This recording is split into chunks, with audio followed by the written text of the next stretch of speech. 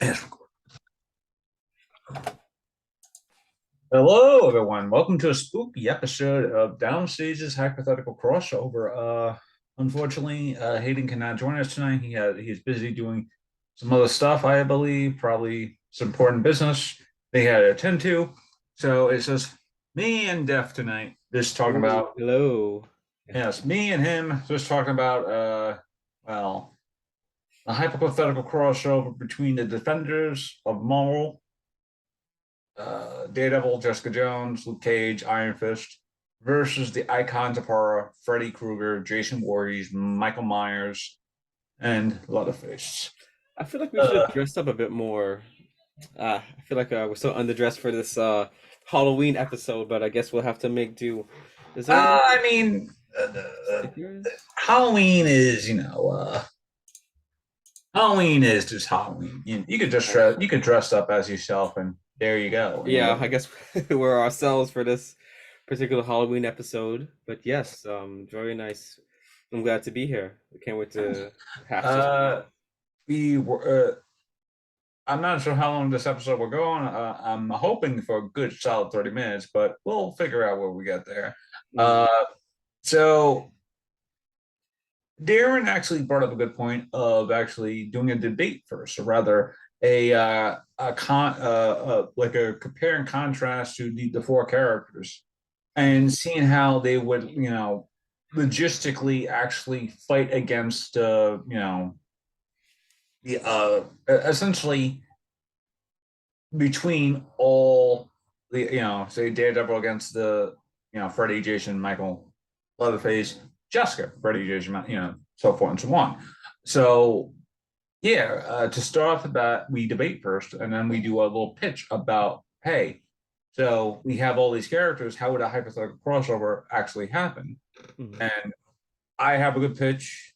Darren has a very good pitch. So yeah. So at first we talk about the debate. Uh, you want to go first? Um, no, you go first. I'll Okay, follow. it is my show after all. So logically, I see Daredevil beating Freddy Mhm. at best, just barely, because Daredevil's determination and his own resolve can really outweigh Freddy. Uh, he would he would have a tough fight with Jason because again, Jason, depending on what version you see of him, Mhm. either as a human or as a zombie revenant, well, even as a cyborg, uh, if it's a cyborg, forget it. That's basically game over unless Luke Cage decides to come in for the win and Mhm. help Daredevil win, like literally. Uh, but in terms of Daredevil, I see him barely winning against Freddy. Just, I would say losing against Jason. Obviously winning with Michael Myers because again, Michael Myers is even when he's like supernaturally powered, he is still vulnerable. Mhm. And Leatherface is, you know, Leatherface is just like he's just human, so he has his disadvantages. So it's an easy win for Daredevil. So uh, easy win for Daredevil against Leatherface. Uh, Michael Myers probably. I see him losing against Jason and just Yeah. barely winning with Freddy, only because of Okay. his only because of his own resolve and determination in the dream world. With Jessica Jones, it's quite tricky because it's like almost the same situation. Jessica Jones, I would see winning against Freddy in the same manner she did with Kilgrave in the show, where Okay. Kilgrave tried to torture her with everything else in her life. In the end, she just manages to kill, Kilgrave. So I honestly see the same thing happening with Jessica with Freddy, where it's just like he just brings up not only her backstory with her, rape and everything else with with her life, but I also see, the same thing with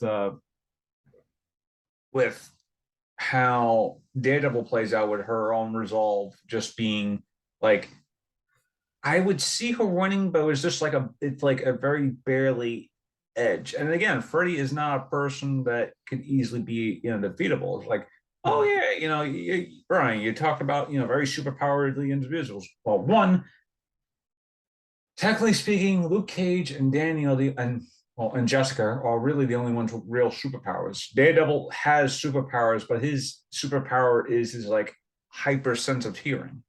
Mhm. Jessica Jones, she has superpowers because she has super strength, yes, but it's not like, oh, it's not like Captain America's or Luke Cage sense of strength. She's just like stronger than she appears.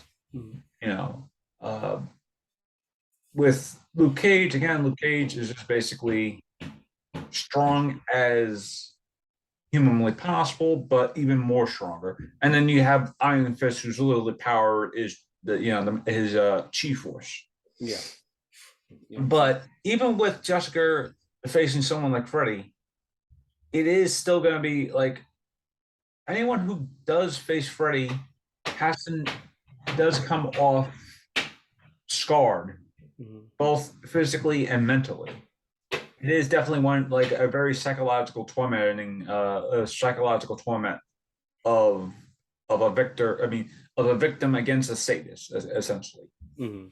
And that's what Freddy is a try and true sadist. Yeah. With Jason, uh, it's a tough call, really, unless Jessica Jones decides to actively hunt Jason. Mhm. I think Jason will just be like, "Hey, you're on my side. I'm on my side of camp. Just don't come on the Crystal Lake. We're good." Because that's the thing about Jason is that he's very territorial. Yeah. Uh, Daredevil will probably seek out Jason because again, Daredevil is just such a person who goes after who goes after a murderer, even if it's like a person who is a sympathetic murderer, like Jason is. But with Jessica Jones, if she's led to Crystal Lake for like, oh, say, uh, uh, she's investigating someone at Crystal Lake, as long as he doesn't like run across Jason Voorhees, then she could probably just win. The same thing with Michael Myers, where it's just like he, again, it's the same thing with Freddy Krueger, where it's like she will probably win, but she'll probably be both beaten, broken, and scarred again, both in the sense of being just like physically scarred, mentally scarred, just as Jamie Lee Curtis would just say trauma, just like trauma with Michael Myers, and with Leatherface, yeah, she wins. I Leatherface joke wins. about yeah, she wins against Leatherface. I joke about Oh, she Leatherface, wins. but Leatherface is a strong guy. Okay, Mm. and this is one of my favorite characters as well. Is like depending how he is on that day, like an older, stronger Leatherface would really, really put like the reins on Jessica Jones. But it just depends on location, location, location, especially with these with these four icons. Mhm. Uh, I mean, with Luke Cage is hard to describe because I think Freddie could actually hurt Luke Cage by giving him the sense of, oh, you don't have your invulnerability or your Mhm. strength in here. So in your dreams, if I stab you, you're actually stabbed in real life. Yeah. So I can actually see Freddie actually morally wounding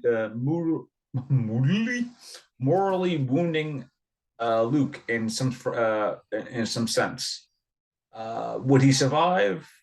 Yes, no, depending on the wound. Uh, and not only that, there was a whole subplot on the show where it's like, oh, he actually does get like more morally wounded, and they had to go and see a doctor who actually created to help create him. So if he is morally wounded in the real in the dream world, and in the real world, it is possible that Luke Cage will die because Freddy managed to best him. Mhm. Luke against Jason would just be an interesting match because these are two people on the same power level in terms of strength and Mhm. invulnerability. So, and I could easily just see it like Luke is just actually just being like not a camper, someone who goes to Camp Crystal Lake for like some sort of a volunteer thing, right? And again, this is not part of the actual pitch, but I could just see them actually just being at a stalemate. Like these two actually fight, and it's a stalemate. Like Okay. Jason can't like strike him in the chest with a weapon. It just breaks. Jason Mhm. punches him, he doesn't even feel it. You know, Luke punches Jason, he just gets tossed back and gets right back up. Mhm. So they're basically at a stalemate if they ever fought. Okay. With Michael Myers, probably the same thing where it's just like the Michael Myers will just probably try and sneak attack Luke Cage, but I can easily just see Luke just grabbing him and then Michael Myers just like saying, fuck this, and just run away. And just Mhm. like, I got more important things to do. Luke Cage against Leatherface again, I think it'd be much more of a brawl than it would be with anything else because again, Leatherface will go for the chainsaw, right? And then find out the chainsaw's not working, and then the two of them just have a nice little drawn out brawl. And just like it's like a brawl that would just go all over essentially not only the farm, but just like the farmland in general. Where it's just like at that one it like the same thing with Jason, where it's like at the end, uh Luke notices how ferocious Leatherface is, and in the end, Leatherface would just be like he would find a worthy opponent in Luke. Mhm. Especially since uh like Leatherface is really just like the type of killer that would just be like, oh yes, he's quite normal, but there are films where his ferocity is a highlight, and his ferocity really does like create an interesting Leatherface, Mhm. and he does become a lot more. I wouldn't say powerful, but he becomes like his presence is a lot more. Um, oh, you don't want to mess with this other face, like that type of thing. And with Iron Fist, it's odd because Freddy could win, obviously. Jace could win, obviously. The only fight I see him actually having a stalemate in will probably be with Michael. Or Leatherface, I should say. Otherwise, it's just a toss up between, like I said before, just location, location, location, location. If Mhm. these characters just happen to be at this like in this frame of mind, uh, oh crap, hang on. My battery saver just came on. I was like, why is everything so low on my computer? Oh, my battery Mhm. thing is on. Plugged it in. Okay, and we're good. Nice. We're good to go. That would have been That would have been hilarious. scary. It was like I'd be talking, and all of a sudden, like 5 seconds later, you just see me just like disappear. It's like, Yeah. but, but yeah, like I said before, it just all just comes down to location, location, location. It's like Mhm. especially, and not only that, why are they there character wise? Why is Daredevil investigating something that relates to Freddy Krueger or Michael Myers? You know, and not only that, have they done enough like intel research on these killers to go, okay, if I happen across these, this guy in a hockey mask, I know what to expect. But at the same time, Freddy again is like a myth. So it's just like they wouldn't expect him to be actually real or anything else until it's like the moment of Hmm. the moment of, oh, hey, we actually got a fight thing. So Okay. that's my compare and contrast. Whereas it's like I see these characters either finding out a stalemate or some of the horror villains actually win because of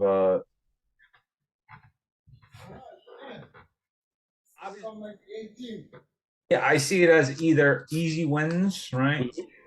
And then there are stalemates, and there are just some victories that the villains win just through sheer of their own Hmm. creativity. Okay. Um, I'm good. Yeah, you could go. Okay.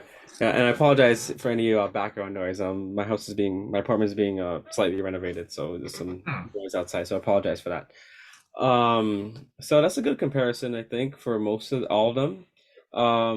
I would start off by saying, yeah, it would be a pretty intense bloodbath between all of these people who were all these like the MCU characters and the horror icons. If they fought, it would be very gruesome, and I think in the horror icons elements, I think the heroes would barely survive. I think that Yeah. would be a very um it'd be a very close win if anything.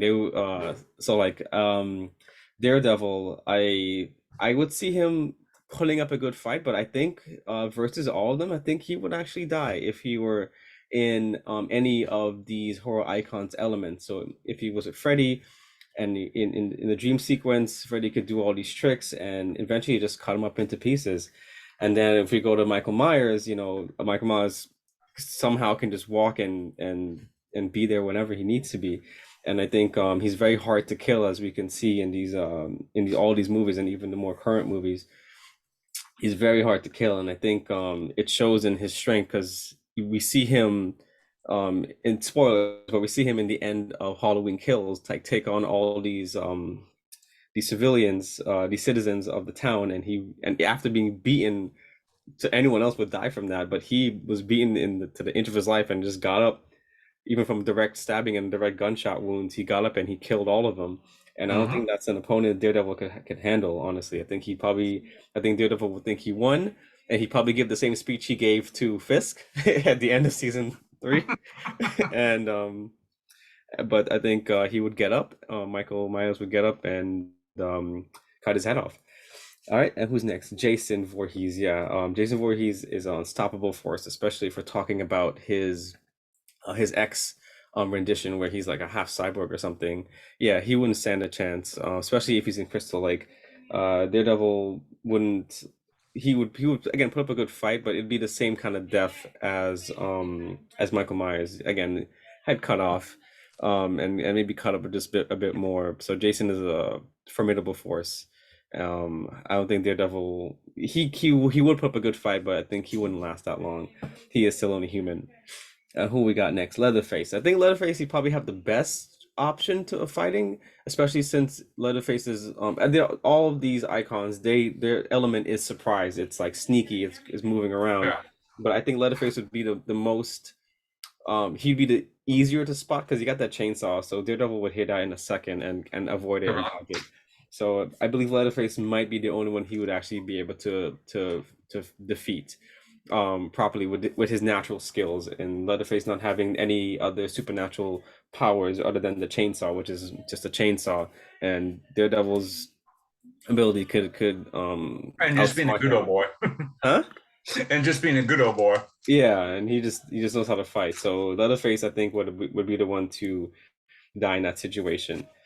Jessica Jones, yeah, I think Jessica Jones would fare a little bit better because I think she has a stronger mind, especially if she's fighting Jason.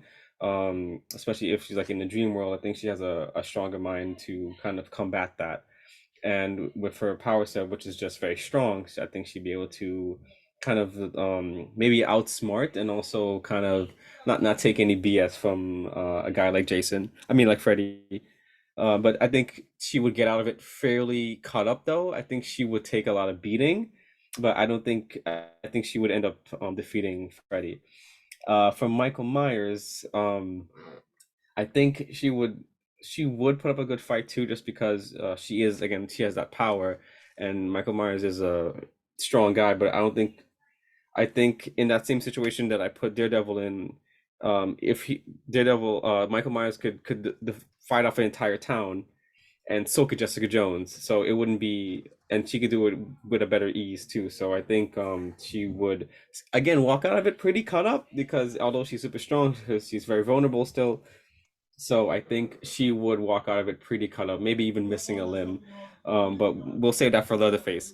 So she would pretty much, I think, um, like defeat Leatherface. I think maybe just like the best way to defeat Leatherface. I mean, not Leatherface on Michael Myers. I'm so sorry.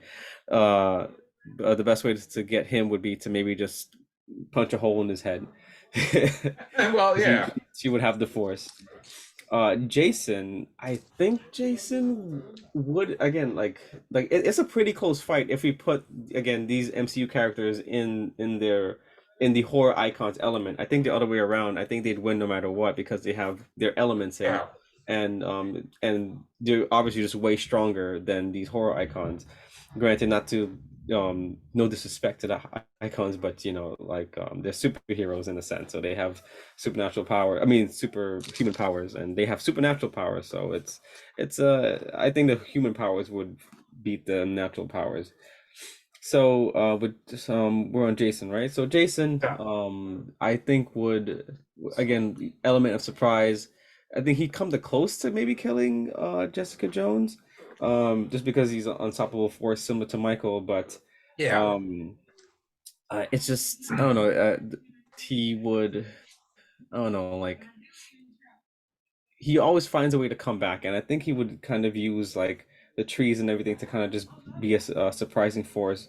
And that what is it? His weapon is like a machete. It's not a machete. No, it's fine. We're fair. It's a machete. Hmm. Okay, yeah, yeah. And especially if we use his cyborg from his X form, like he can kind of just come and disappear whenever he wants, and get a real good sneak attack on Jessica Jones. Um, and I think I would maybe go out on a limb and say I think Jason would actually win this fight in that scenario because Jason actually has a track record of I think killing the most women Oh, he in does. his in his arsenal of movies. But other than that though, I think it'd be a close fight. Yeah. And then we get to Leatherface. Okay, Leatherface. I think Jessica Jones could beat Leatherface like nothing. Like even with the chainsaw, like she can break that chainsaw with her hands if she wanted to. Yeah. And I think Leatherface. Not much to say about him besides I think yeah, one more punch to the head would just break And his also with leg. Leatherface, you have to also factor in chainsaw requires gasoline. So the more you rev it, the more gasoline is being used. Hmm. And with Leatherface, a lot of his scare tactics has been revving that chainsaw of his. So the more he revs it, even in aggravation or in frustration or whatnot, after a while, it's going to be like Yeah, yeah, and not also to cut Jessica. it into you talking, but I Oh just yeah. I had to point No, that of out. course, of course. And also Jessica Jones, I think, is the smartest out of all three, all four of the defenders we're using. So she would kind of like cleverly find her way to like use her strength less and use it when it's and strike when the blow is there when the iron's hot. Luke Cage, I'm just gonna I guess kind of skip around for Luke Cage. I think the only one that would Right back. kill him. Hmm. I'll be Huh? right back. Okay. Hold on. You still got. We are taking a break, everyone. Just give us 1 second. I'm gonna respond to some messages.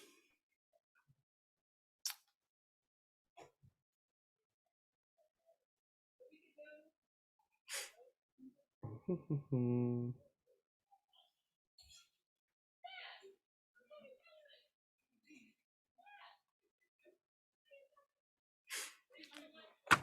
since we're waiting, just want to say that we definitely had a huge discussion before we started this episode. So, and this episode is sponsored by, no, we're not sponsored. I only wish.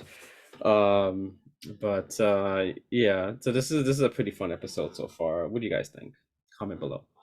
Um, and yeah, it's just we have a nice surprise coming up with our scenarios and how it would kind of play out, and I think that'd be fun. Let's see. Just killing time here. And if anything, if anyone's watching, definitely in the comments below, put what you wore for Halloween. Maybe you're one of these icons, you know. Maybe you were Freddy, maybe you were Michael, maybe you were Jason or Leatherface, you know. Or maybe you were one of the heroes. Maybe someone was Jessica Jones, Daredevil, Luke Cage. You know, maybe it's an idea for next Halloween to kind of do a nice you know, buddy or couple kind of costume where, you know, you're these two things, you know. Oh, here comes Brian. He's right back. Well, I've been here. I mean, oh, yes, I know Adam. I'm sorry. I'm loving my Adam Sandler necromancer. For Yeah, those can who we, are who to those who are kind of curious to my background, it yeah, is let's Adam admire that. Sandler's character from Uncut Gems holding a version of the Necronomicon Ex Mortis from the Evil Dead franchise as uh, I guess as a chain. I guess it's like it's supposed to be that golden Kirby thing that he holds in the movie. So Yeah. it's just the idea of someone holding a golden version of the Necronomicon Ex Mortis as a prop to as like a necklace. But yeah, go Mhm. ahead. Oh, okay. So where was I? Oh yeah, Luke Cage. I think the only person that would kill Luke Cage is Jason, actually. And I think the way he would do that, I won't spoil it because it's in my scenario pitch later. But I think in the fight with Jason and Luke Cage, Jason would have a particular upper hand to defeat Luke Cage based on what his power set is. Um, but everyone else, Luke Cage, I think would knock out. No one else could kind of beat him. I don't see Freddy doing it. I don't see Michael doing it. I definitely don't see Leatherface doing it. Um, yeah, just because yeah, Luke Cage is just stronger and better than all these other guys. I mean, Freddy we have a case for because he can use his dream sequence to kind of get some hits in, but I still Yeah. don't see him coming out scathed. He'll be very unscathed in these scenarios. So I think Luke Cage I would put at the top of the surviving everything except for Jason Voorhees. Jason Voorhees would in my scenario destroy Luke Cage, and I have the perfect pitch for that. And lastly, we have Danny Rand Iron Fist. I don't know how he would survive with Freddy because he's still human. He just has this one mortal part of him, which or immortal part, which is the fist. So, without the fist, he's almost regular. He can get cut ups too, and get slashed, and he's not that good of a martial artist. At least when he's portrayed on in television, at least so far, and so. I don't think he would put up a fight against Freddy. I think actually Freddy would kill him. Michael Myers would kill him. Yeah, I think Danny Rand would actually die at the hands of all these horror icons actually because of how Which hot-headed is he is, and how random he can be, and not being a very good fighter. And honestly, when you're a martial artist, it only works when you're fighting other martial artists. So not when people who can take a hit and a punch. If he yeah, got, yeah, he might be able to get a hit on some of these guys, but I think they might get up from the punch. Um, I think Michael would get up from the punch and Jason would. Leatherface might die, but I think Leatherface would outsmart him first before he ever had the chance. And Freddy, yeah. yeah, I think Danny Rand and Aaron Fist would be the weakest of the bunch. Oh, of course.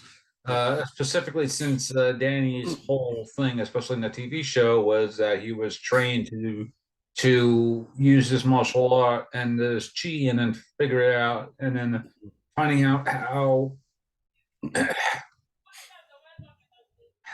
most of his own um, fighting style was very lackluster, and I think that, and again, that's just a different discussion about the Hmm. fighting choreography, the choreography of Danny Rand.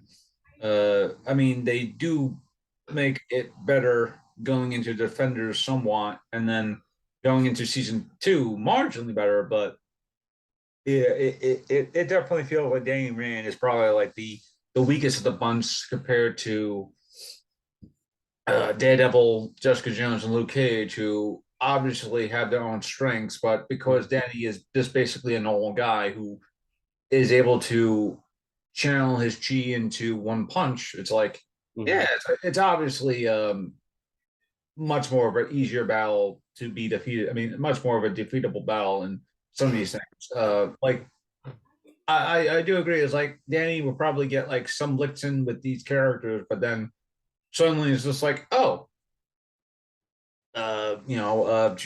Leatherface decides to. I mean, well, Leatherface or Jason, whatnot, could easily just take their weapon and then kill him. But it obviously just again, like I said before, all comes down to location, location, location, location, Hmm. and why these characters are fighting each other. Yes. Which always is an important question to ask in a crossover is why are these two characters meeting each other and what is their intention? You know, when it comes to crossovers, it's fairly obvious. Like, oh, what would be it'll be nice to have RoboCop versus the Terminator or Alien versus Predator, but in a filmmaker standpoint, or and especially with me who is a budding screenwriter, and then you as a filmmaker, where it's like, what is the filmmaker's intention to put, uh, these two characters meeting for Hmm. this moment in time, or in this moment in this episode in some TV series or in some film. Hmm. And the same thing could be like with the Marvel Cinematic Universe, where it's like it's just nothing but crossovers.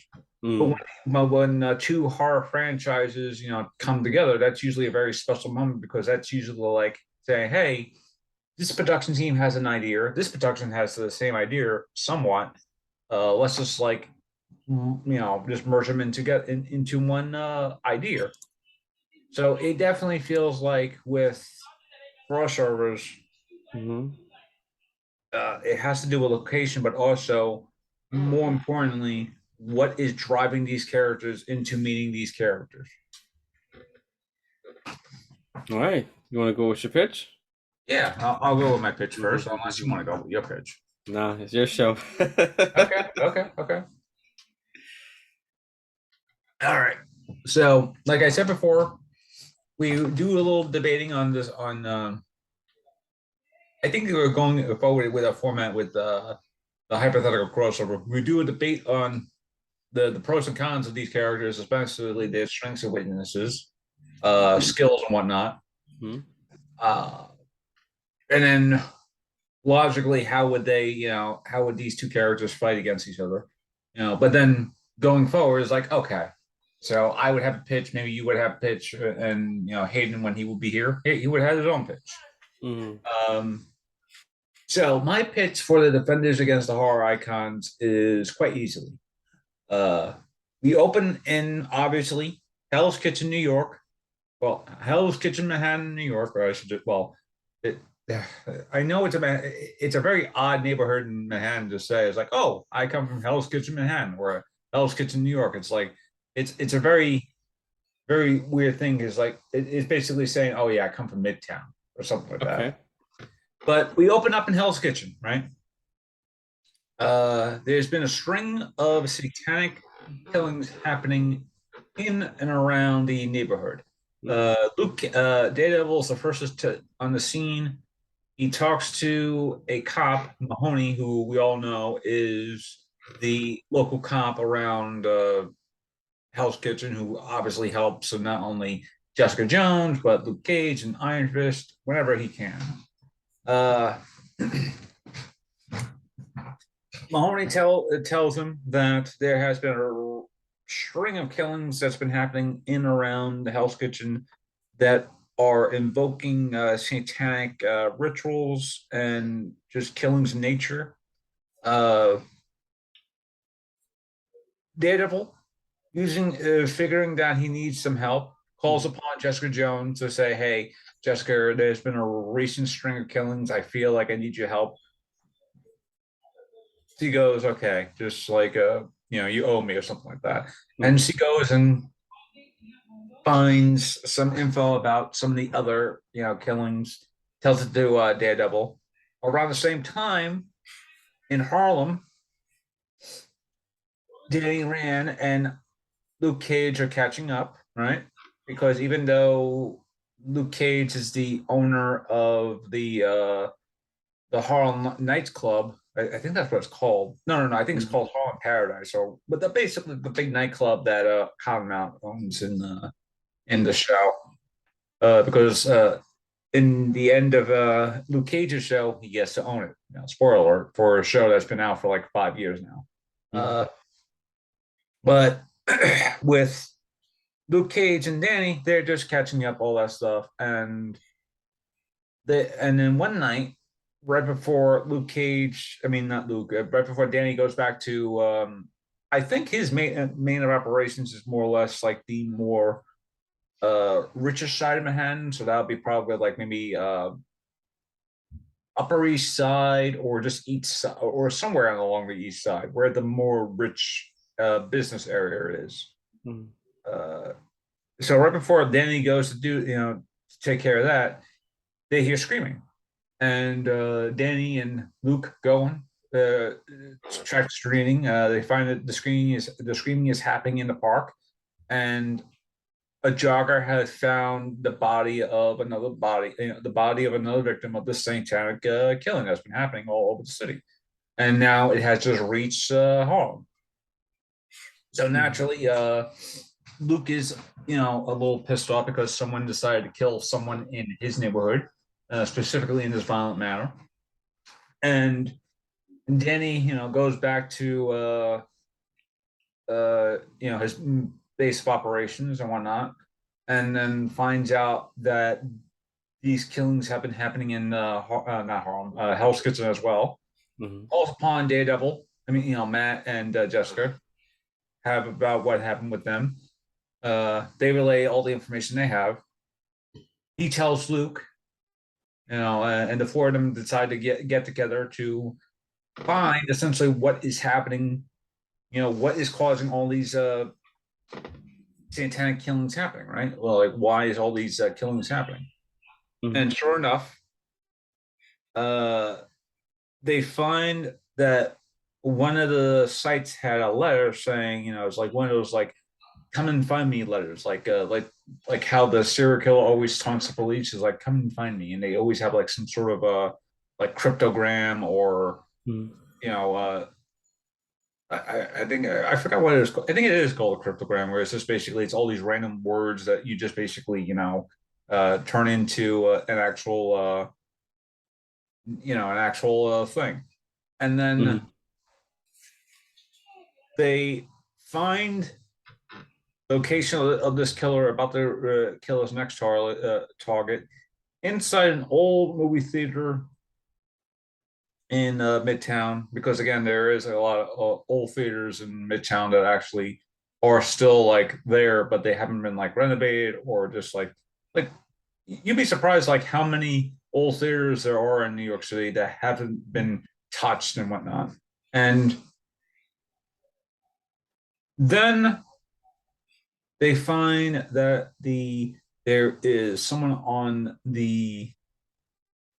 uh the what's it called, not the stage, but that little area right where the screen is, but in the first row. So it In the was like movie theater? Yeah. it was like that area, whereas like it's in the first row, but it's not really the stage. It's like, you know what I mean. uh Mhm.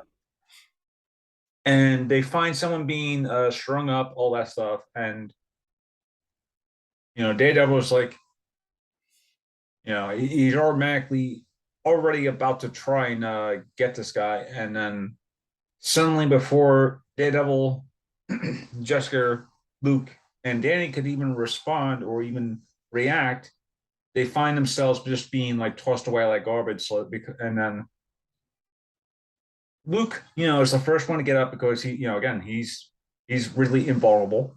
And then he goes to attack the killer, and the killer is just like, having this like, come on, man, and just like has like a like one of those fights that you see in a movie where it's like the villain is obviously just playing around with the hero because he's just like, oh, he's just having like one of those type of things. And then, sorry, I have one of those bugs on my desk, like a little small gnat. Uh, so I was just trying to take care of it. But yeah, the villain who, as probably will be easily guessed, is Mephisto, Marvel's version of the devil. And he has been doing all these killings, not at random, but for a reason. For whenever he goes onto Earth, there is like a sense of time for him to be on Earth. He could be like, is this on Earth for a couple of minutes, couple of days? Depends on the body. To prolong this experience, he's been using ritual satanic killings to extend his period on Earth, so he doesn't have to keep on using a proxy every single time to visit Earth, right? And wreak havoc. And then I guess because Daredevil and the defense, I mean, because the defenders are really good in their jobs, obviously, they stumble upon not only his killings, but also just stumble upon him about to kill his last victim, so it could exist on Earth for much more longer than he could. It's sort of like Harry Potter, where Voldemort needs like all these Horcruxes. It's not like necessarily these killings are Horcruxes, but these killings are just adding that energy that Mephisto needs in order to exist in the real world or Earth or whatever it is. And again, because Luke was the first person to get up, and Mephisto was just like, dude, come on. I'm trying to work here. He's very nonchalant. He's just very bored by these characters, but is try and stopping him.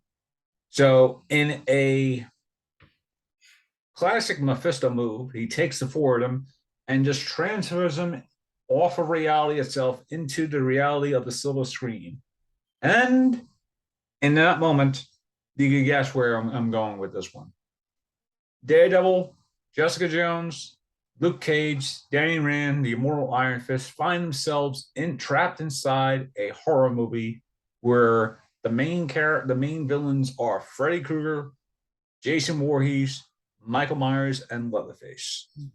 And they find themselves trapped inside a house that, for some reason, whenever they enter a whole, they find themselves trapped inside of the house. When, of course, in typical horror movie fashion, they split up because they figured, okay, we'll just cover up more ground that way. And when they enter one room, it transfers themselves into another frame of environment. For instance, Danny, decides to go into the kitchen, and right before he opens like the kitchen cupboard or something like that. The moment he opens the kitchen cupboard, he finds himself in Texas, unsure where he is now, and finding himself against with Leatherface. So it's like, even if Luke Cage goes to the bathroom or something like that, he finds himself in the forest, and then he has to deal with Jason, so forth and so on. So, and then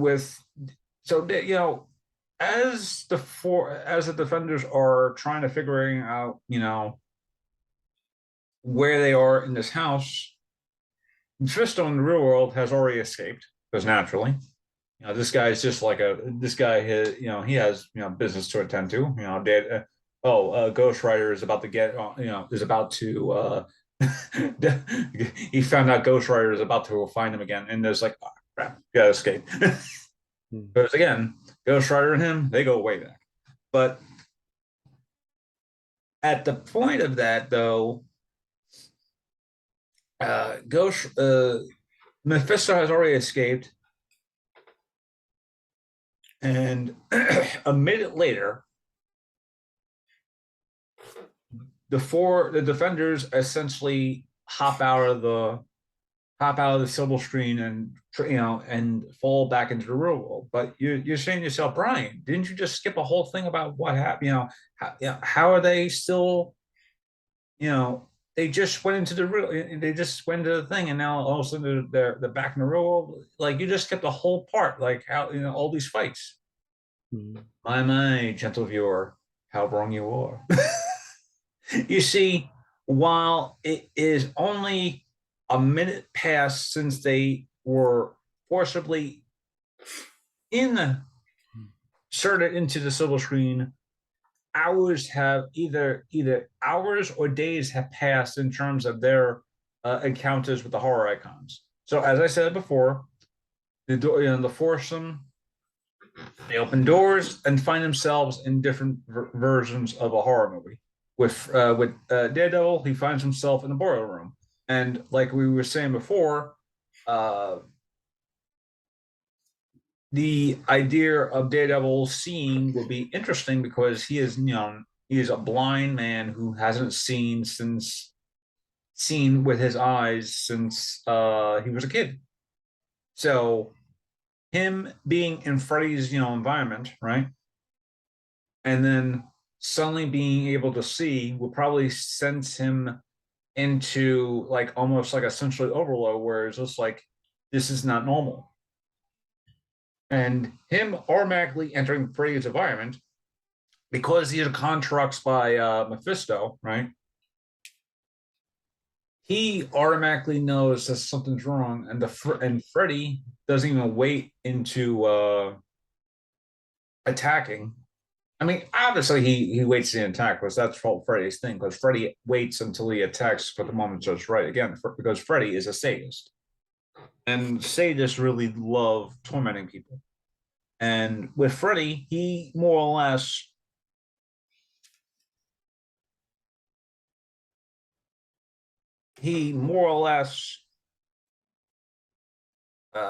what's my call it?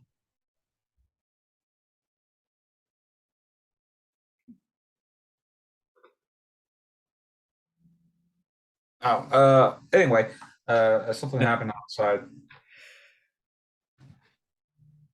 Sorry, something happened outside, and I was kind of confused on what was happening. Anyway, Freddy, he bides his time, right? So the first thing he did when Daredevil entered his realm was to give him eyesight, right? And then it is obviously very unreal for Daredevil or Matt. I keep saying Daredevil because I know he's Matt Murdock, but again, I think it's just so used to saying Daredevil. So going by this, Freddy giving Matt his sight back, especially as a taunt, is not only a real painful move for Matt to bear because again, this is the first time he's probably seen with his eyesight in years. And of course, knowing Freddy, he would warp it around to just like, oh, this is your eyesight, but this is my eyesight. So what you're seeing is what I want you to see.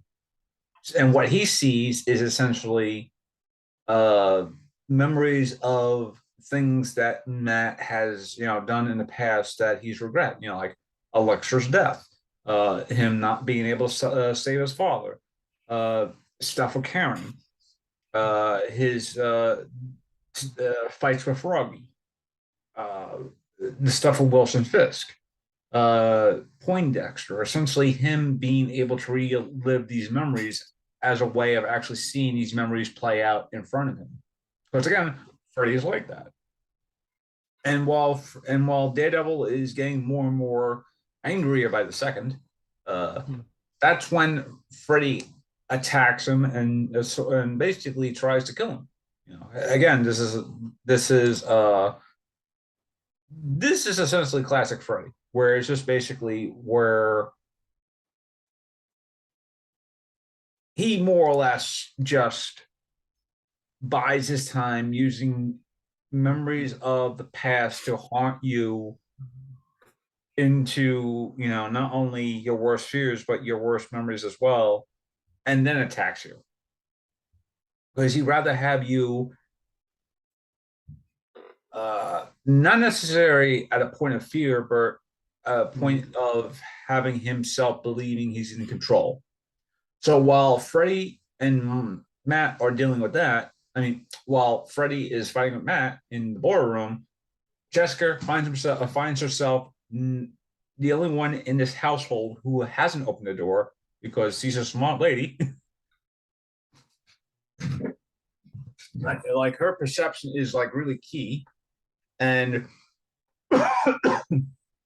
and in doing so, she encounters Michael Myers because essentially Michael Myers will be inside an old haunted house or something like that.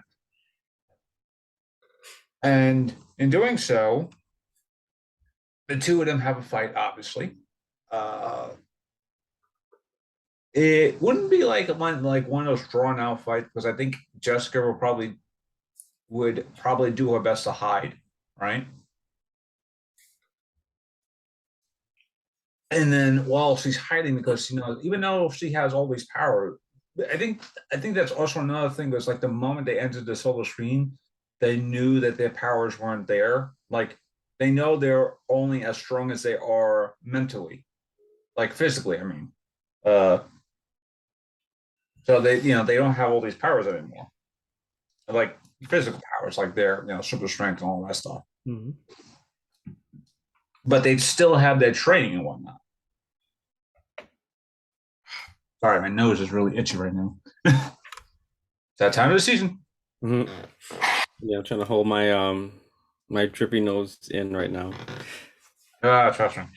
Once you start talking, that's when everything just starts coming Yeah. out. Uh, at least you have the fun job of just me listen to me ramble on for a bit. Yeah. But with Jessica, I think she's more smarter and she knows how to handle someone like this with Michael Myers and essentially uh, tricks him, right? Classic, bait and switch trick. And then right before Michael could go for the kill, he attacks like the doll, like some sort of doll or something like that. But again, Michael has been known to be very fooled, right? And then Jessica is able to put Michael in a chokehold. The two of them toss her around more. Uh, Michael tries to essentially, rams her into the wall and all that stuff. And then it just gets to a point where it's just like he has him on the ground, and then you just slowly hear him just like slowly not breathe anymore. And then the the kitchen knife drops, and then after a while, you just see Jessica's face just like sort of finally just like continuing on to choke until finally she believes he's dead and just like gets off of him. And then right before she uh, right before she's about to leave, she smiles and goes and just stomps on Michael's face and and just says to herself, always go for the head. Because it's like she would just say to herself, they never go for the head in these movies. Mm-hmm. I guess in also a way harkens back to Thor's line in Endgame where I never I should I went for the head. Mm-hmm. But it's also more along the lines of it's also more along the lines of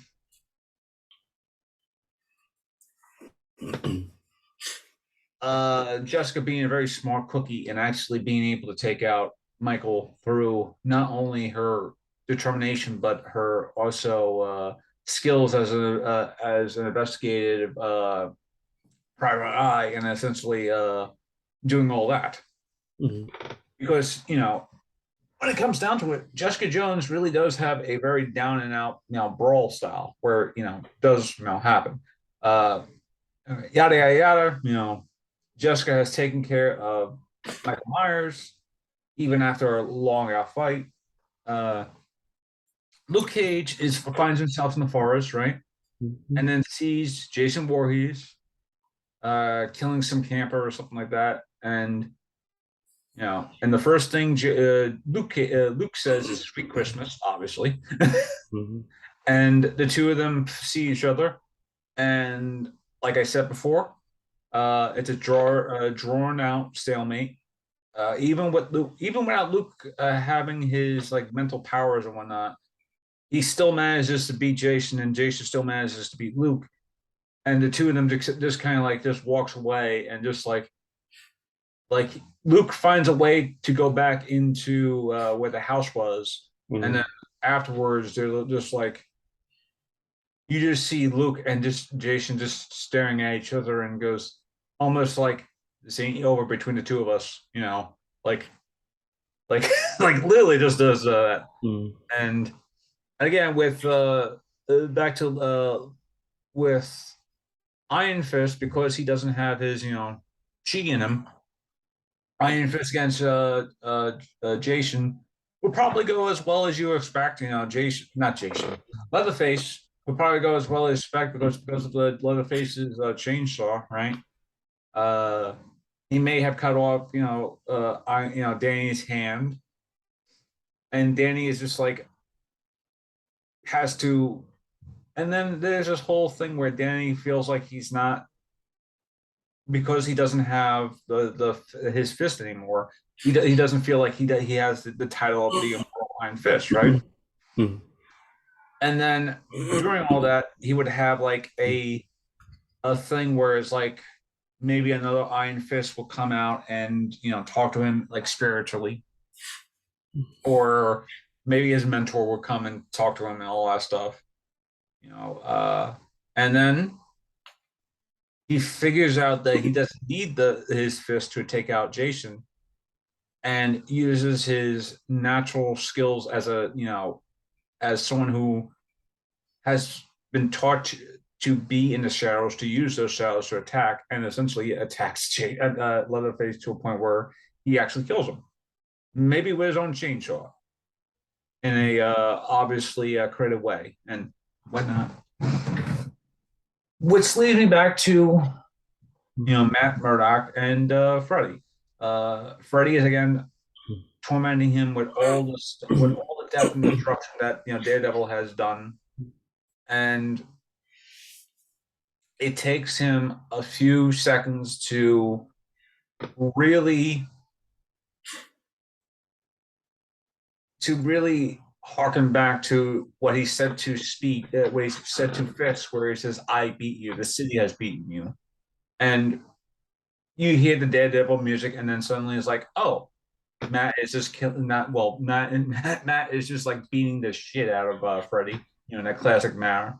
And like you said before, with that resolve, he's also just closing his eyes and he's using his own sense of mobility and equilibrium to actually just beat the living crap out of Freddy. And then you just see Freddy just being tossed out against somewhere like into some wall or something like that, and you just see like Luke, Jessica, and uh, Danny just looking through that wall, and then seeing this Daredevil just walking through that wall, just like in a cool hero moment. Mhm. And then afterwards is like they find they find the front door, and then as they're about to leave, Jessica turns around, makes sure it's Michael's dead, and Luke is just like, "What is it?" Just making sure everyone's dead. And the moment they walk out is like that 1 minute later thing where it's just like they all fall out of this little screen and they all figure out what the hell just happened. Mhm. And they find that Mephisto's gone, and obviously it's just like, Mephisto's gone. damn, like, but we know what to expect the next time. Is that it? Yeah, that's it. Okay. I know it's very long. It's a little it was long winded because Hayden's not here because and Hayden is the one who usually helps me with all this stuff. But then again, it's just Uh, with Hayden not being there, it's just like oh, but hey, like I see. I see. I can do long winded speeches as long as I have a coherent story, and I did. Okay. All right. Now going by in coherent ways, what did you think? Um, I'm gonna judge it from an audience standpoint, since you did make the argument that it's a for like a pitch and a screenwriter thing. I thought the idea, it can work. I like that Mephisto is an element in it. Yeah, I don't like that he goes away. It'd be interesting if you were just there pulling the strings, helping the the horror icons kind of get a better edge. But and the time lapse thing, I if it had more significance in the end, I would like if they came back through the portal and then Mephisto's gone, but they exit that theater and he half the New York City is on fire, because they weren't around to help the city. So that would have been a nice twist if it added that. Like oh what yeah. Obviously, when I'm thinking about that now, I'm just like, ah, damn. It's like if they had yeah. to the theater, they probably could have seen like New York in disarray. I'm like, Yeah, and some then it ends right there on a cliffhanger. um I like the fights, the way you put it together and yeah, how they like kind of interact. I do like um the silver screen thing. The entire time you pitched it, I was like, once you're in the silver screen, I was like, is it black and white? Because I don't know why I'm thinking like it should be in black and white.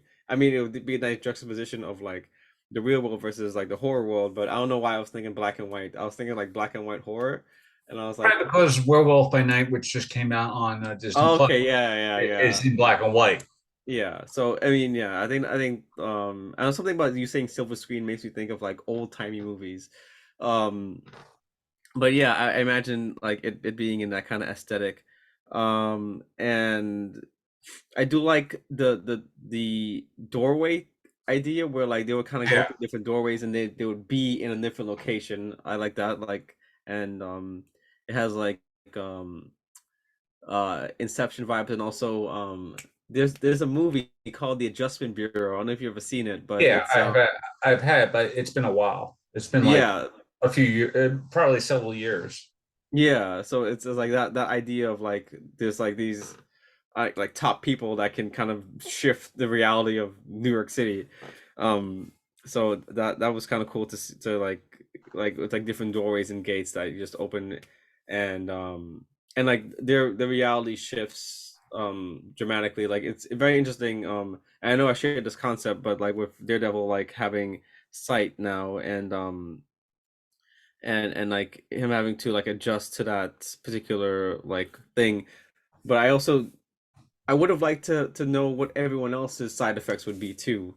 Like going through it, because Daredevil shouldn't be the only one affected by it, like by the shift in reality. Everyone else should kind of have like an off put in. I mean, like not everyone should, but it'd be nice if there could be something off about their Well, abilities or their powers or their mindset. I mentioned that Luke Cage would have been like, essentially powerless in the sense of, oh, he's powerless, but he's still strong as everything.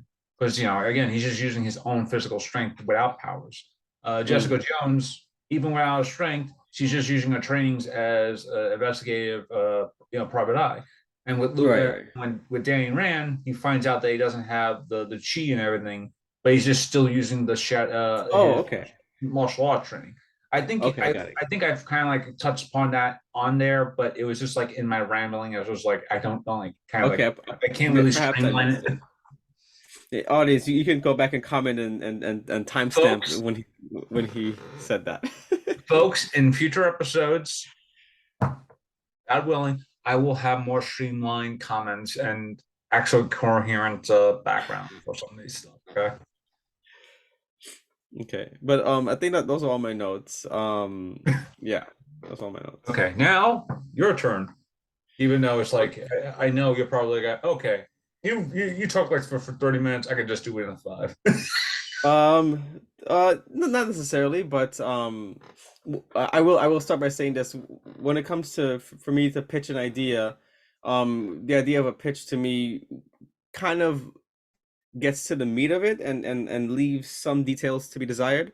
So I guess I'll start by saying, and I was thinking about it as you were kind of introducing the story of how to actually start it. So the best way I think I would start it to kind of give it some oomph is so Foggy and Karen go missing, and Daredevil doesn't know why or how, but he keeps seeing them in his dream, and in his dreams he's asking for help. So who so like so Karen and Foggy are asking for help in their dream, in his dream, and now he's like, what's going on? Where did they go? And then so he goes to Jessica Jones to find out like if she can track them down, and then eventually she does. Um and it leads them to a house on Elm Street, right? And so now, so they head to Elm Street, and then they ask Luke Cage and Iron Fist to join them. But at the same time, Luke Cage and Iron Fist are actually on a drive to this this farmhouse by this camp, because they have a lead on something that would help them find Danny Rand's like assassin army thing. I'll be honest, audience, I don't know much about Luke Cage and Iron Fist's storyline, so I'm kind of making this one up more. But just to kind of separate them, because I want them to be like a two versus two, a 2-on-2, like a Yeah. Tekken tag tournament kind of thing. So so Daredevil and Jessica Jones, they go to a house on Elm Street, and because this is what Jessica Jones found out, that this is the last place that they went, because Karen and Foggy, they went to interview someone who was seeing like a like saw murders happen, but she didn't know how to explain it, and she was being framed for it, so they went to hear her case. And then um they go missing too, trying to investigate what's going on here. And so so they find the address, they ask the town doesn't know anything, and it's like this is nighttime, they're there. And then like they get one hint of like from this person saying, last time I saw them was there. And then they walk to this location, this neighborhood, and then they see Foggy's car, and they're like, oh, they must be in this house. And so they go in his house, and then the second that door opens, they both get like sucked in but knocked out at the same time, and then they wake up. And then when they wake up, they're still in the house, but things are a little bit different. It's foggier, and there's like lighting coming from sources you don't know. Like the house is empty, but lighting is coming through the windows, and like moonlight, but from every direction. And like they're like, and then Daredevil realizes that he can see, similar to your concept, but with a bit of a twist. He can see, but he can no longer hear. So he's like, Ooh. what the hell's going on? And then like Jessica Jones trying to talk to him, and he's like, I can't hear you. And she's like, what?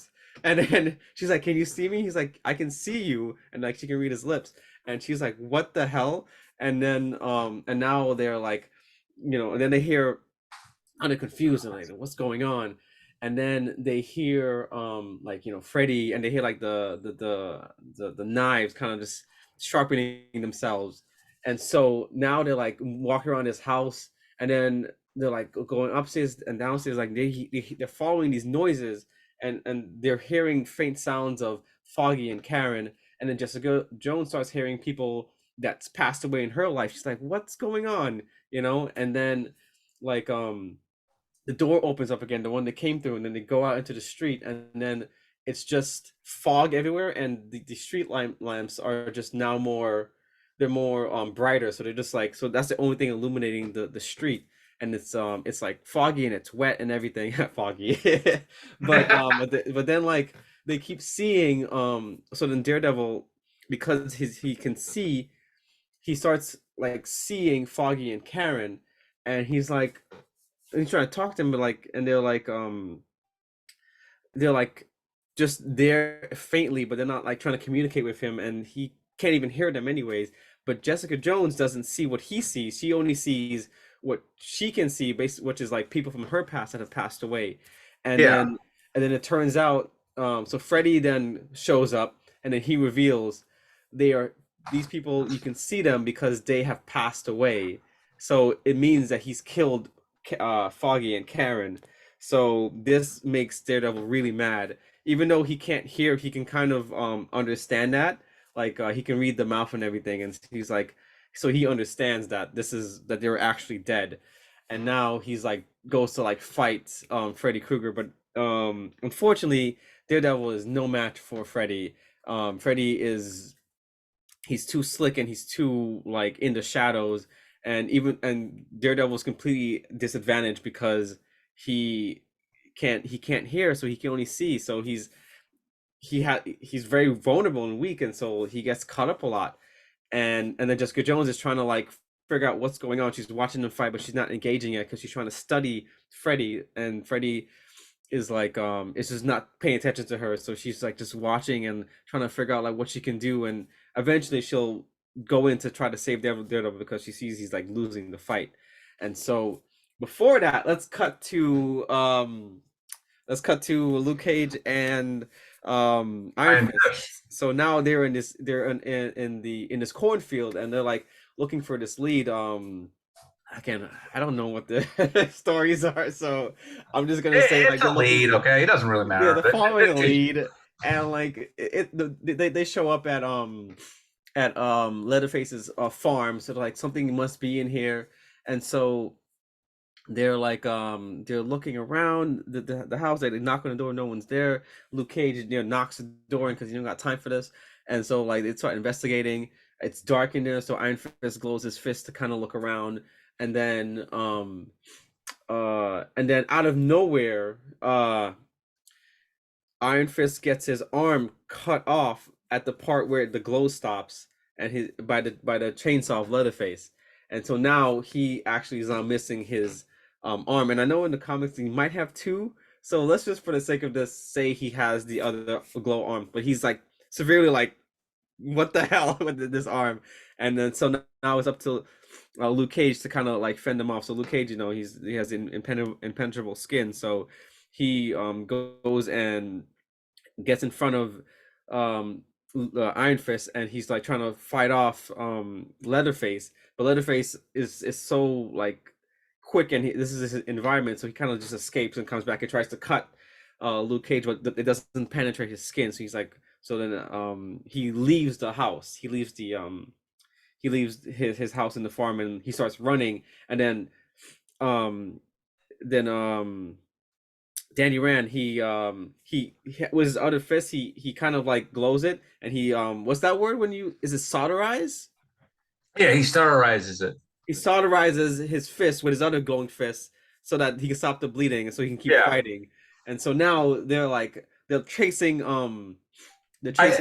I just love the idea of just Danny just grabbing his hand that's still glowing and just like and just using his like left hand just to sorrow the rune and then just Yeah.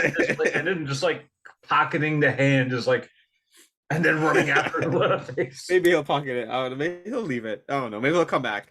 But so then they chase Leatherface. Leatherface is running, and then like right across, not like across the way, like out of the cornfield over, there is a camp. There's a camp, and there's like a big lake. So now we're at Crystal Lake, and um so then we find out that Leatherface and Jason Voorhees have been plotting to get these guys here so they could fight them. Why? We'll figure out later. But for now, um, this is where the fight's gonna take place and eventually end. And so so now they're in the forest where like it's just forest and trees and everything, and then they see Leatherface, but then out of nowhere, Jason Voorhees comes out and he just tackles Luke Cage because even though he's just a man, Jason, he does have this like incredible like strength and power um similar to Michael Myers. And he then what does he do? Let me see here. What would he do? Yeah, so then we find out that he actually is in his Jason X form. So that's the cyber version. And so they start fighting, and then like Luke Cage actually, even though he's invulnerable, he still can get hit and like get like knocked down. He just can't die. So he's taking Yeah. these hits, and even though the blade can't cut him, he still can like feel it, but it just stings. It doesn't like penetrate, but it still stings. It's as if he got shot by like a shotgun or something, or Yeah. Iron Fist's fist himself. And then Iron Fist is trying to actually fight off Leatherface, and from there we cut back to we cut back to Daredevil and Jessica Jones. So now like at this point they're trying to run away, like to get away from Freddy, and like they go into the iconic like steam industrial mill where all the pipes are, where Freddy like resides. And then they're actually surprised to see Michael Myers is there. So Freddy is actually teaming up with Michael Myers. He has Michael Myers' conscience in this dream to help him fight off these two heroes. So now Michael Myers is there. Michael Myers is there, and he is as menacing and as creepy as ever. And with the additional help of the dream sequence, he can actually show up anywhere and kind of just knock anyone out. And so he's actually a formidable force in the dream even more. And so essentially, Daredevil ends up dying at the hands of Freddy, right? Mm. So he gets stabbed up, and then this causes Jessica Jones to go in such a rage that she summons all her strength and just like starts wailing on Freddy, and she even takes his glove off. She rips his arm off, and um she uses to cut Michael Myers' face. And so like I know I rushed that, but that's how it would end. So um Daredevil would die by the hands of Freddy. Jessica Jones would get so mad that she would rip off Freddy's own arm and kill Michael Myers with it, because then she would have it, and then she would just kind of just, because of her strength, she would kind of just claw right through his face. Yeah. And then because that happens, they wake up, and now they realize that they are also in next to the lake by Crystal Lake. So now they're actually together.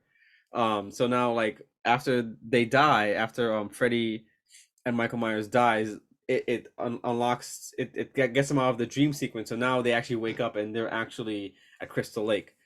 Mm. Um, and so Daredevil is still dead, but his body's there. So he's just dead, but he's like he okay, let's say he's like still he's dying, and so he gets some last words. He says, like avenge me or something like that, or defend me. After the defenders, not the Avengers. But and so like they're now at Crystal Lake, and then Jessica Jones sees Luke Cage fighting off Jason, and then she sees Danny Rand running for his life. Danny Rand eventually gets his leg cut off too by Leatherface, because he's running, but Leatherface has the element of surprise, and with the chainsaw just cuts right through that leg, similar to a scene from one of the movies. Actually, I think the 2004 movie. He cuts right through this guy's leg, um, and then he's pretty much out of the game. So even though Danny Rand doesn't die, he's pretty much immobilized. So he doesn't have a leg. He's missing an arm, so he can't fight. So he's out. And then right before Jason Leatherface can get the final blow, Jessica Jones comes out of nowhere. She takes the chainsaw right from Leatherface, and she cuts right through his gut, killing him in the process, and then saving Danny Rand, even though he's pretty much useless now. And Just a and flesh so, wound. huh? It's just a flesh wound. It is a flesh wound. And now and also like Jessica Jones is still pretty caught up too from like fighting Jason herself. And so she's like still like kind of wounded. She can like kind of feel the fight from the last encounter. And then like she sees Jason and Luke Cage fighting. So now like they're kind of fighting closer to the lake. And then Jessica Jones like it was like tired of this, so she goes in to try to help him. And now um but Jason is like too strong, so he kind of just like in a way punts her. Like he hits her so hard that she like flies and knocks off for a second.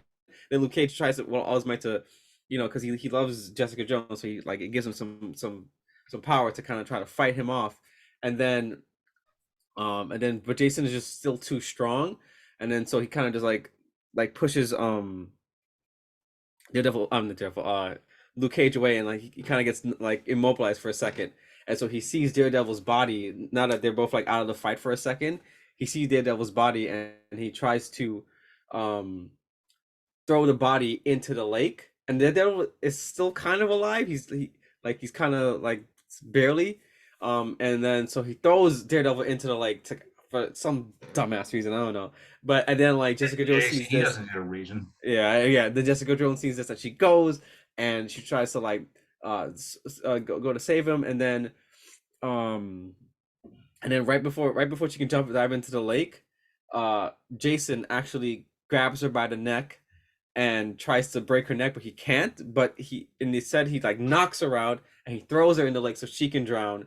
And then Luke Cage kind of tackles he tackles Jason into the lake. So they're all in the lake now. They're all in the lake. And then so Except for Jessica Danny, who was Jones. just like except for Danny, who's just like rolling around like a fish outside. Yeah, Danny is he's out of the game. And he's like, yeah, I'll just cheer on for you, okay? Yeah, he's out of the game. And so now they're all in the lake, and like Jessica Jones is like she's drowning because she's knocked out. Um, Luke Cage is fighting for his life to fight him and also trying to get to Jessica Jones. And then he's like trying to swim, and then Michael Myers, I mean not Michael, Jason just like kind of watching for a second, him trying to save them. So he's like swimming down, he grabs the two bodies, he lets them save her, he lets Luke Cage save them both, right? Yeah. And then so he kind of gets to the point where he puts them on like the dock of the lake, and then Jason just drags him down, and he drowns Luke Cage because Luke Cage can't. The only way to beat Luke Cage is to pretty much just drown him because fill his body with something. So Yeah. so he drowns Luke Cage. Luke Cage dies, and so he uses his weakness by letting him save someone, but also like taking advantage of that by kind of pulling him Very down. unbreakable. Yeah, he pulls him down, and because he's in water, he doesn't really have the footing to use any of his strength. So he drowns. Jason drowns Luke Cage. Jessica Jones sees it happening, but she can't. She's gonna suffer the same fate if she goes down there. And Daredevil is right here, like barely alive. And so now she's like, I can't beat these guys. And then like what happens next is no one comes up from the ground. No one comes up from the lake. So she waits for Jason to come up, but he never comes up. And that's how it ends. Damn. It's like it plays on the horror trope of something happening at the end. It's like you expect that jump scare to happen, and some of the Friday the 13s actually do play around with that, where you think Jason's going to end up essentially coming out of the lake, but he doesn't. Yeah. And it's kind of scarier that way too, where it's just like you have this idea of Jason just being there, and then you're waiting for him to actually pop up from the lake, and he doesn't, and you're just kind of like left with the surrounding uh mess of the survivors, just like literally just like trying to survive. But I enjoyed it. Yeah. Obviously the plot is a little out there because it's uh like I love the idea of those two stories that end up essentially being like the A plot and the B plot being essentially uh the A and B plot mixing together at the end. So it actually brings up that brings up everything towards the end. I love how Jason feels more of a threat than Freddy does, because Freddy is more of a physical threat once you're dreaming. But in the real world, he's just like he's dead as shit. Yeah. Michael, the same thing, where it's just like Michael is just like, oh, he's just there because Freddy just knows he's dreaming, and he decides to use his consciousness as an extra force because, hey, uh, I might need some help. I love how Leatherface's farm is conveniently near Camp Crystal Lake because, again, there has been specifically with the Michael Bay movies that were produced with Platinum Dunes, the Crystal Lake scene in that movie, or the lake in general happens to be in Texas. So, it's like it's a very odd Texas looking New Jersey. So so yeah, so I could actually believe a camp being right near the Sawyer household or farm, I should say. Maybe a mile away from the actual farm, and then it's like, oh, there's a lake, and the lake connects to a camp, and there you go.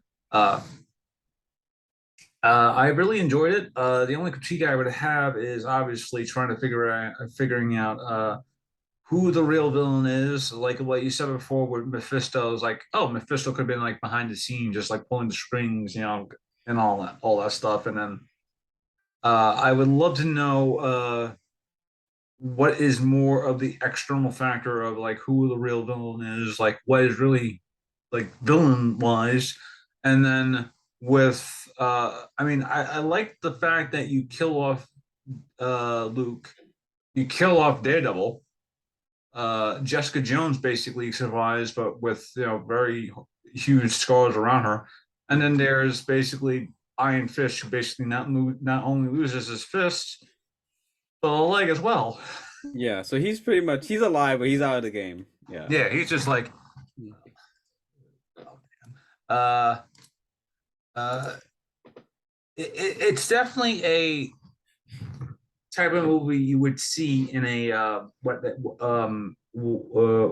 like a Marvel one shot or what if comic book Yeah, where I went more for horror. Like that's why yeah I'm like somebody has to die, somebody has to lose a limb. So I'm like I went more of like the horror route, and I kind of based it on like if this was a movie, it would be in their world and it would be R rated. yeah, Yeah. and I based it more along the lines of being more action oriented because okay, these are movies, but the horror aspect of these movies are, especially if it's a movie within a movie, it is, I mean, especially if it's a movie within a show or another media, it's also these movies within those like show within that media are played more up to be more action oriented or just played up as a movie rather than just being a story. I definitely like horror wise, it comes in very like I love horror, but also it's a little hard to write horror because it's like you have to be very in touch of how to scare the audience, right? You just can't like scare the audience by doing a random scene and then suddenly it's like, oh, by the way, it's like, and then suddenly as someone's talking, you know, someone's talking, and suddenly it's like this. It's like I'd be talking and all of a sudden there's a panda bear or something like that's That's scary. cool. But yeah, like horror is a lot harder to maintain because you have to really act on what scares the audience, and not only that, what would scare the characters. And with the Defenders, I think you really do have a great scare thing of playing with not only with Daredevil's fears, but with also his regrets as well. And also with Jessica Jones, it's like I could easily just see Kilgrave and her mother and other characters just coming back and just haunting her of her Yeah. past failures. Even the past, even like a construct, I mean, even a dream construct of, say, like Luke Cage, of just her, of their relationship, of their failed relationship, and just like saying, you know, you definitely do have like the horror psychological aspects now, especially the horror stuff too. All right. I hope you all enjoy a very special long episode of Yeah, this yeah. Downstage's hypothetical crossover. Bear in mind, this is probably the last episode we do for a while of these hypothetical crossovers. These were very fun one-off episodes, but the next time when we go back downstage, we got to talk about a lot of stuff that's been happening in the entertainment recently, and some good stuff, some bad stuff, and just some batshit crazy type of stuff that you just hear and just like uh, that we have to just talk about as not only actors but also people in the industry itself. As always, take care, everyone. Please be safe. Please be well and stay spooky.